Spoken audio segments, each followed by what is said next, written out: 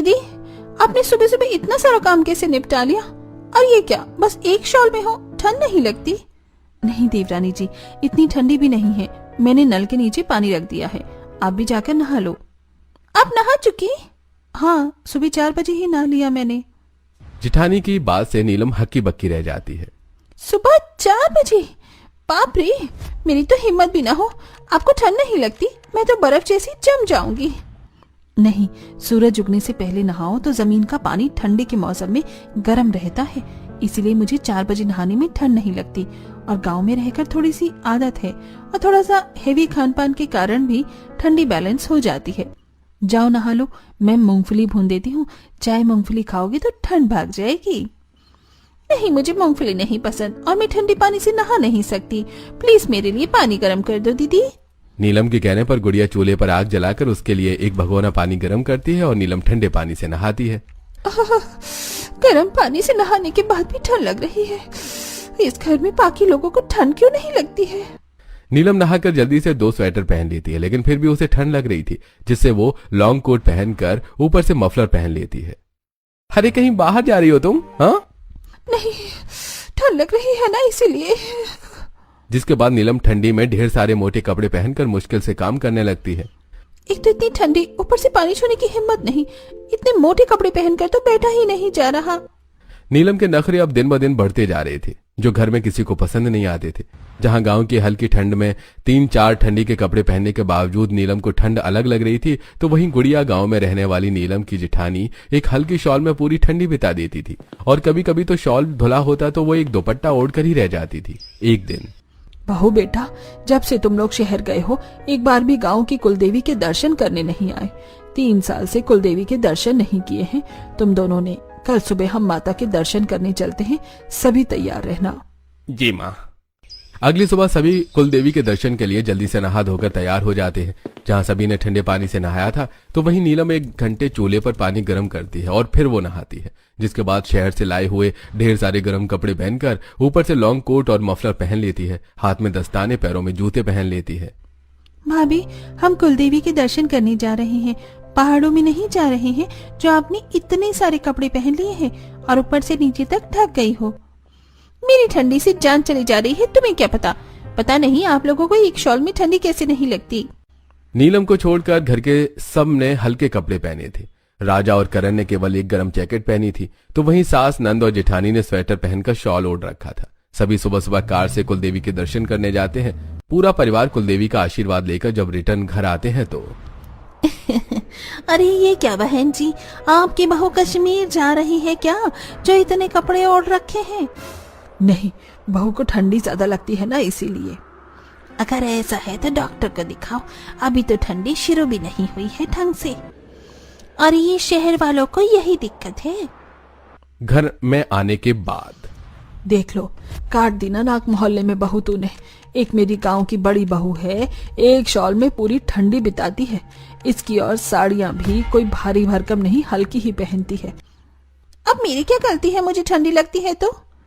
अपना खान पान सुधारो ना। तुम बाजरे की रोटी खाती हो ना मक्के की, मूंगफली नहीं खाती। दूध दो तो वो नहीं पीना, फैट ज्यादा है गांव के दूध में। घी नहीं खाना, उससे मोटी हो जाओगी। जब गर्म चीजें नहीं खाओगी तो ठंडी तो लगेगी ही, और बीमार हो गई तो और दिक्कत। अब समझ में आया, अब तक इतनी मीठी क्यों बन रही थी आप? अरे मेरी सास की तरह हुक्म चलाना चाहती हो ना आप मुझ पर, लेकिन ऐसा नहीं होगा, समझे जेठानी जी? जिसके बाद नीलम भड़क कर अपने कमरे में चली जाती है और अंगीठी पर हाथ पैर सेकने लगती है। नीलम सारा दिन अपने कमरे में घुसी रहती, बाहर भी नहीं आती। घर का सारा काम गांव की बहू गुड़िया अकेले ही करती थी। वहीं खाने में भी नीलम के काफी नखरे थे। वो कुछ भी नहीं खाती, केवल दाल चावल या सब्जी चावल ही खाती। शरीर में पोषक तत्वों की भी कमी होने लगी थी। देवर जी, देवरानी जी को समझाइए, ये शहर नहीं है, गांव है।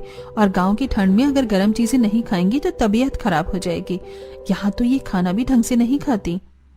मैं समझाकर थक गया हूँ भाभी, और जब तक यहाँ का काम खत्म नहीं हो जाता हम शहर भी तो नहीं जा सकते। मैं शहर जाने भी नहीं दूंगी बेटा, बिना काम खत्म किए। मेरे पति ने बड़ी मेहनत से ये प्रॉपर्टी बनाई है, मैं ऐसे रिश्तेदारों के हाथ में नहीं लगने दे सकती सड़क की जगह। ठीक है माँ, जैसा आप कहो। वहीं रात में क्या हुआ नीलम, जब देखो तब बिस्तर में ही रहती हो और कितने मोटे कपड़े पहन रखे हैं, सांस नहीं फूलती? ठंडी ठंडी से मर जाऊं, इससे अच्छा यही है कि गर्म कपड़े पहन कर रखूं। आपको तो ठंड नहीं लगती ना? लगती है, लेकिन इतनी भी नहीं लगती। जाओ बाहर से कोयला लेकर आओ, और कोयला न हो तो कंडे लेकर आना। करण बाहर जाता है और कोयला और कंडे लाकर अंगीठी में डालता है ताकि रात भर कमरा गर्म रहे। फिर दोनों पति पत्नी आराम से गर्म कमरे में सोते हैं। वहीं अगले दिन, माँ जी, वो रामकली काके के तबेले से गोबर लेती आइए ना। कितना उपला लगती है बहू। अभी कल ही तो तूने इतने सारे उपले बनाए थे, और आजकल तो तू रोज ही उपले बना रही है। रोज देर तक पानी गर्म होता है। देवरानी जी सारा दिन अंगीठी पर हाथ पैर सेकती हैं।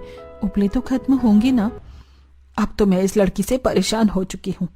फिर कमला जी तसले में गोबर ले आती है और जब गुड़िया उपले बना रही होती है तो, छी जेठानी जी, आप कितनी गंवार हो। ये गाय भैंस की पौटी में हाथ डालकर क्या कर रही हो? जैसे आप पौटी कह रही हो ना भाभी, उसी से आग जलाकर आप सारा दिन गर्माहट लेती हो। गीता की बात से नीलम का मुंह बंद हो जाता है। अब नीलम के नखरों से ससुराल वाले भी बहुत ज्यादा तंग हो जाते हैं, जिस कारण अब सभी बहू को कुछ बोलना ही छोड़ देते हैं। गांव के ससुराल में मॉडर्न बहू ठंडी के कारण ढंग से खाना भी नहीं खा पाती, जिस कारण अब धीरे धीरे उसकी तबीयत खराब होने लगती है और वो पूरी तरह बिस्तर पकड़ लेती है। एक दिन करण जब शाम में बाहर से लौटता है, अरे नीलम, ये क्या, तुम तो ठंड से कांप रही हो, हमेशा गर्म कपड़े पहनी रहती हो, फिर भी। बहुत ठंड लग रही है अजी, क्या करूं, मेरी हालत खराब हो रही है। कितनी दफा गर्म काढ़ा बनाकर देती हूँ, पीती ही नहीं। अब देखो पड़ गई ना बिस्तर पर। नीलम धीरे धीरे पूरी तरह बिस्तर पर पड़ जाती है। डॉक्टर दवाएं देकर जाता है, लेकिन नीलम को वो भी सूट नहीं करती है। इससे अच्छा तो हमारा शहर है, कम से कम वहाँ हर सुविधा है और इतनी ठंड भी नहीं है वहाँ पर।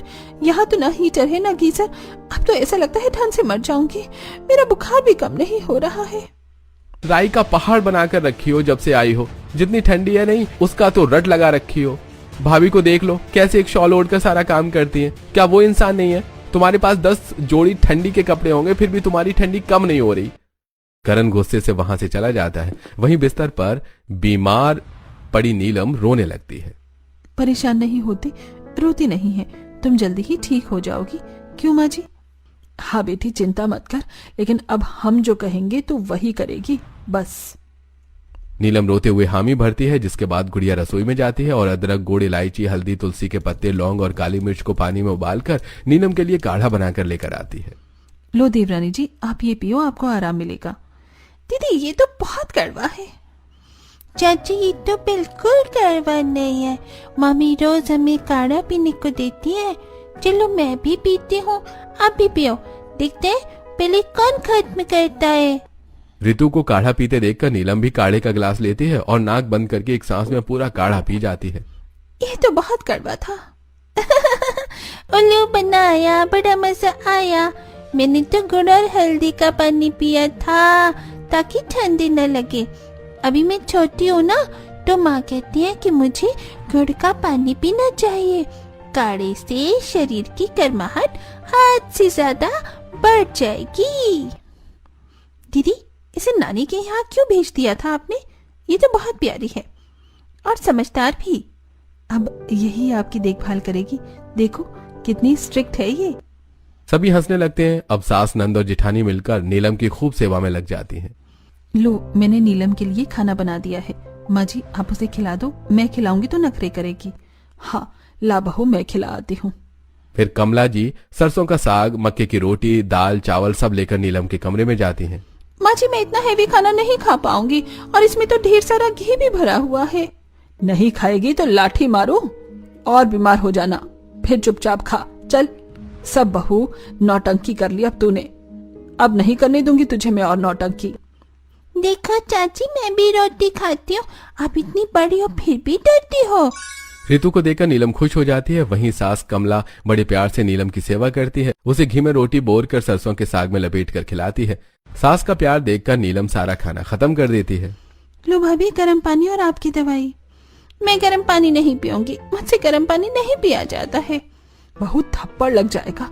जैसे मैं इन लोगों की माँ हूँ, तेरी भी माँ हूँ। मुझसे नाटक नहीं चलेगा। चुपचाप दवा खा और पानी पी। सास जबरन छोटी बहू को दवाई देती है और गर्म पानी पिलाती है, जिसके बाद नीलम और कमला जी गर्म अंगीठी की आंच में बहू की सिकाई करती हैं ताकि उसे गर्मी मिलती रहे। वहीं अगली सुबह नाश्ते के समय, भूख लग रही है। सुबह सुबह ज्यादा हैवी खाओगी तो उल्टी आ जाएगी। मैं घी मूंगफली भून देती हूँ। वो भी तो हैवी होता है ना। खाना जितना हैवी नहीं होता वो और हेल्दी भी होता है, वही बेस्ट रहेगा।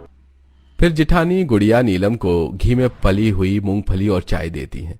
नीलम बीमार थी और अब जबरन उसे सबकी सुननी पड़ती है, क्योंकि खान पान में लापरवाही के कारण ही वो बीमार पड़ी थी। घर में सभी नीलम का ख्याल रखते और समय से उसे खाना पानी मिलता, दवाई मिलती, जिससे अब उसकी तबीयत में सुधार आ रहा था।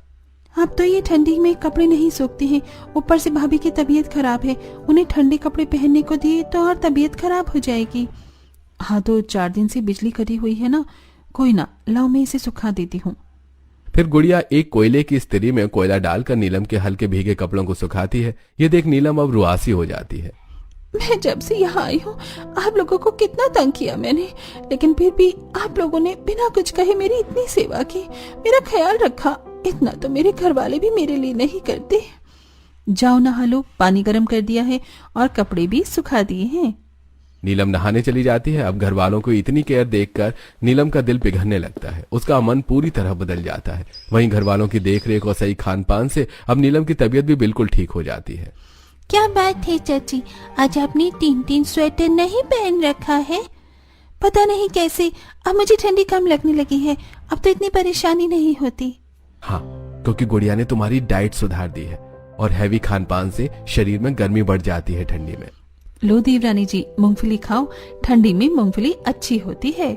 अब नीलम को समझ आ चुका था, जैसा देश वैसा भी।